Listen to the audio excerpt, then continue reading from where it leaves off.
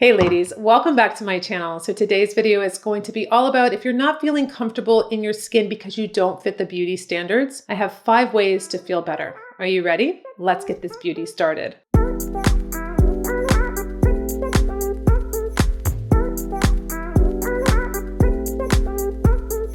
So aging is inevitable. We know that. I'm very positive and supportive of my Fierce Aging series with women over 40, 50, 60s, 70s, 80s, 90s. I had a woman 101 on my channel. Again, such an honor for me as an artist to work on a woman that is a century old. And it's not about makeup. It's really not. It's about the value of somebody and taking the time to be with someone and caring enough to want to do someone's makeup at 101 when society basically tosses you to the side. Like, okay, well, what kind of value do you have at 101 in our beauty standards? And that's a fact, ladies. No one's featuring really women over 50, 60. I mean, you saw when I did that with the Clé de Peau, their clinical studies stopped at 50. It's like, wait, what happened to all the other ladies? Like, what happened to all these other decades? So I think it's pretty fair to say that, right? So I have some statistics that I've been reading articles and I have one printed out and I wanted to kind of start that before I gave you my tips. I wanted to start like the reframing with this statistic. So let's first dive into the statistics about what they said. So they reported that negative attitudes towards aging cause people to react more negatively toward daily stressors. And these individuals are 50% more likely to experience a stressful experience such as hospitalization. Meanwhile,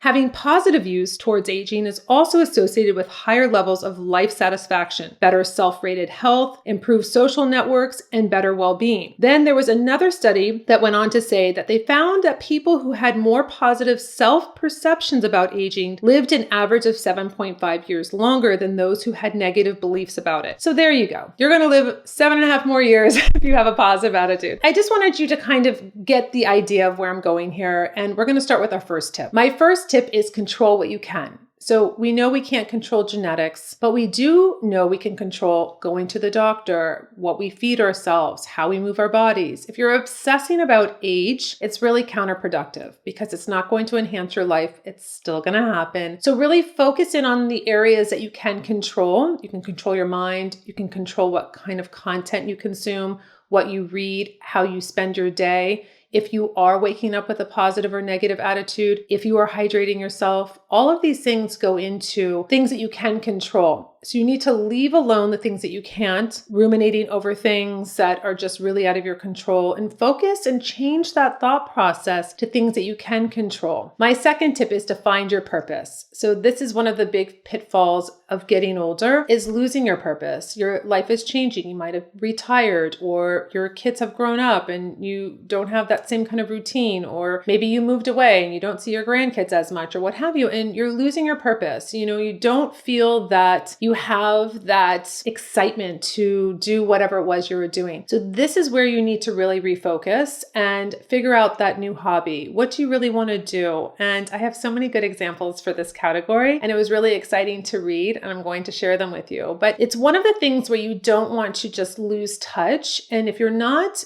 really in tune to yourself and what's happening, you can lose that passion. You can lose that purpose or feeling like you have that purpose. So I'm going to tell you about, there is a motivational speaker. He wrote a book and it's called Ease into Aging, the Guide, and it's by Dick Hartman. So he's a motivational speaker. He is a coach. He's an author, and he devised a way to really have purpose, and it can change every day, but you want to stay consistent. So this is his advice to us about aging gracefully. This is his strategy. So he says he keeps 10 things I do every day list on his desk. So he has handpicked a selection of non-negotiables that help him be at his mental and physical best each day. He aims to accomplish all of them before going to sleep. Some things on his list include Tai Chi for balance and flexibility, plank pose for strength, reading the Bible, using an inversion table to stretch and lengthen his body, a 20-minute nap, a face and neck massage, drinking 96 ounces of water throughout the day, and calling a friend who wants to connect with or whom he knows needs a little pick-me-up. So if you really stay focused on what what your purpose is or what you want your purpose to be. Or,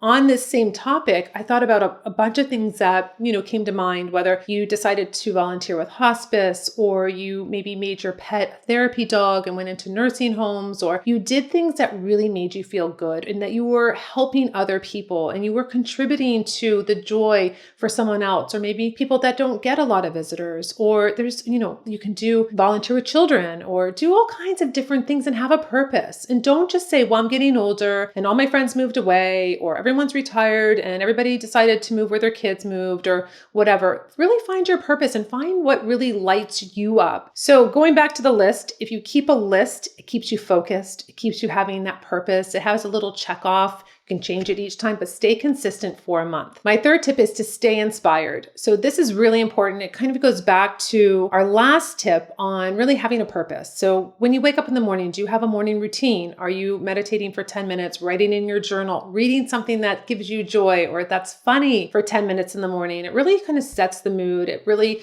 kind of reframes your mind. And staying inspired, well, I just mentioned this the other day on one of my videos where my Fierce Aging series with my older women, whether it's 40s, 50s, 60s, 70s, 80s, 90s, these women keep me inspired. I feel like they're winning at aging and they inspire me to do more or take up a new activity or get out there and maybe travel the world. Like one of my guests, she was traveling the world with her son and she's in her 80s. And I just think it's just so amazing. There's no limitations. There's no red tape. You give yourself your own permission slip. Like you're doing things that are getting you inspired. You're springing out of bed because you're excited. Like these are things that you've put in your life. You put these pillars where you're creating your destiny. You're not sitting back and saying, well, I have gray hair, or I feel like I'm, gaining weight, or you're not letting those things defeat you. You're staying inspired. You're looking at others that are older than you that are doing great things. And speaking of, I read in this article, I have always looked at like when it's Instagram and I see women that are in their 80s, 90s, or they're competitive dancing and they're like 95 and it's amazing. And I'm always like, oh my gosh, it's possible. Like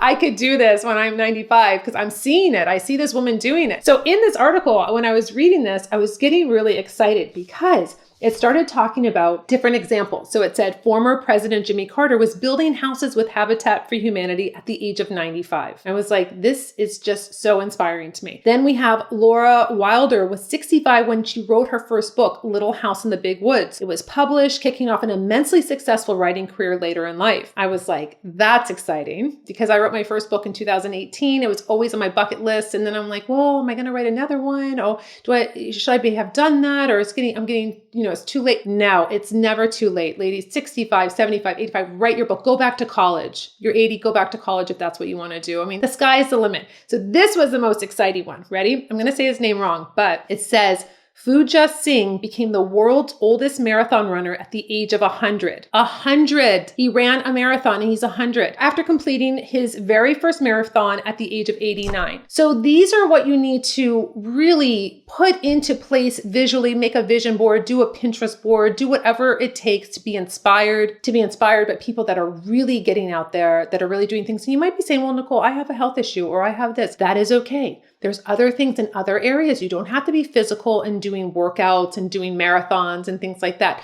You could be doing other things that really keep you inspired, that are more on par with where your life is and what have you. But this is one of my most exciting little tips because I love being inspired. I love aspirational quotes and visuals and people. So this is a really important one. My fourth tip is to live in the now. Now, this is a very hard thing to do, especially as we age. We have a lot of memories, we have a lot of history, and we sometimes ruminate or we'll go back or things are changing so fast or, there's been traumatic events that have happened. And it's really about staying in the now, staying in the present and enjoying each day and not looking to the past or the future. And I know that we talk about this a lot, just in life in general. Like people are like, oh, be present. And, it's called the present for a reason because it's a present. This is all we have. But I really realized in the last year how important time is. It's the only thing that we can't get back. Living your life in the past or living it in the future, it's like you're really missing out. like on the whole concept of life. It's because you want to be present. You want to be engaged in your life now. And I think it's harder than ever with phones and all the distractions and just, just so much going on. But when you really settle down, and that's where meditation comes in, that's when all of these different practices are really important, to just really be with yourself and to acknowledge the time and space that you have right now. So really focusing in on the present,